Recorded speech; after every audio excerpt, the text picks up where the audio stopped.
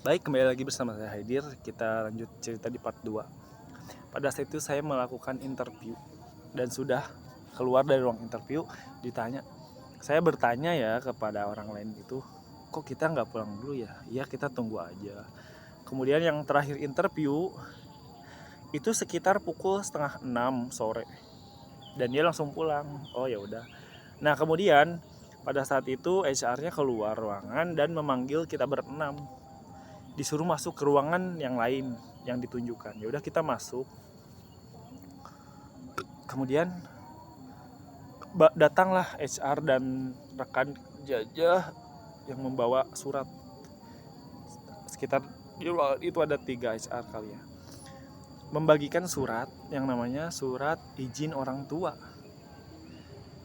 dan mengumumkan bahwa kalian yang ada di sini adalah orang-orang yang lolos dalam tes ini dan selamat buat kalian bekerja. Saya di situ langsung bersyukur, ya Allah, alhamdulillah akhirnya saya bisa bekerja.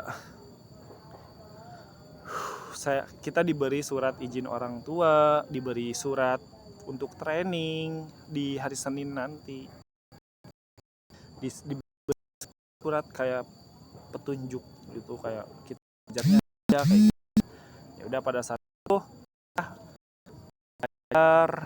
dan saya membeli peralatan sama orang tua saya, kayak baju training kayak hitam putih kayak gitu, celana lepis wis pada saat itu, dan saya membeli peralatan pensil kayak itu. Dan tibalah di hari Senin, di hari pertama saya training, kita berkenalan dengan satu sama lain gitu ya. Pada saat itu sekitar ada 30 orang dalam ruangan itu dibagi dari beberapa grade, dari hari Senin sampai hari Jumat itu terbagi dari beberapa grade. Dan kemudian saya menemukan teman yang satu daerah juga dengan saya, satu daerah Bogor, Ciamas. Pada saat itu saya kenalan, kamu teman dia duluan sih yang nanya saya, kamu orang Ciamas ya? Ya saya bilang saya iya, sama. Oh, saya juga orang sini katanya. Deket kan kita, nggak satu kampung sih, cuman kayak deket aja, kayak beda kayak beda nama kampung lah gitu. Kita ngobrol kayak gitu ya dari Senin sampai Jumat, terbiasa selama 2 minggu, selama 2 pekan, 2 minggu itu kita training. Saya di situ mendapatkan insight baru, pengetahuan bagaimana ilmu marketing, ilmu negosiasi dan sebagainya. Saya melakukan yang namanya transaksi, saya berpengetahuan gitu. Kemudian pada saat training 2 minggu selesai, kita semua di hari terakhir training foto bareng seperti kayak gitu dan mendapat seragam tersebut, dan kita bangga ternyata kita bisa kerja, dan saya bangga pada diri saya, wah saya kerja nih. Sampailah kepada hari esoknya. Hari pertama kerja saya adalah di minimarket daerah suatu pedalaman gitu. Saya di situ belajar, saya di situ merasakan namanya bekerja, pertama kali bekerja gitu. Dengan rekan kerja saya, dengan atasan saya yang paling semangat, ceria gitu kan. Saya tidak tahu apa-apa, jadi tahu. Dan seiring berjalannya waktu, saya berpindah-pindah ke toko lain. Kemudian saya di toko terakhir itu ada konflik. Entah kenapa atasan saya di 5 tahun terakhir saya bekerja, atasan saya tidak menyukai, atasan saya berbeda gitu kan. Dia tidak menyukai saya, entah bagaimana. Ya dia mensabotase saya, dan berakhirlah saya di situ. Berakhirlah pekerjaan saya di minimarket tersebut, pekerjaan yang saya cintai, pekerjaan yang saya membuat keluarga saya hidup. Saya bertanya, saya ngabarin kakak saya, ngabarin keluarga saya kenapa saya bisa keluar. Dan saya putuskan waktu pada saat itu tahun 2019, saya ingat sekali, tahun 2019.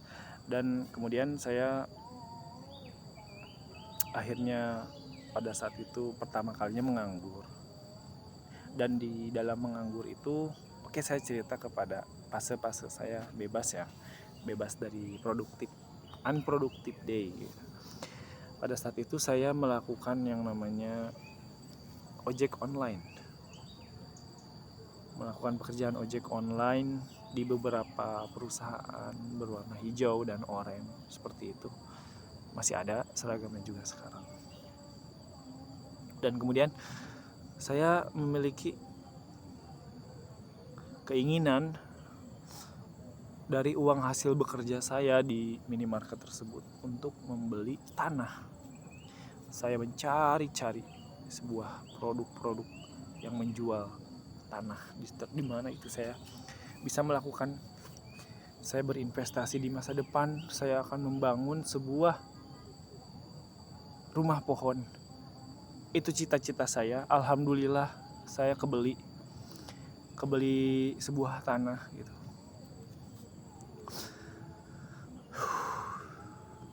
Pada saat itu saya sangat bersyukur ketika bekerja di minimarket tersebut karena saya bisa menopang kehidupan keluarga setiap bulan.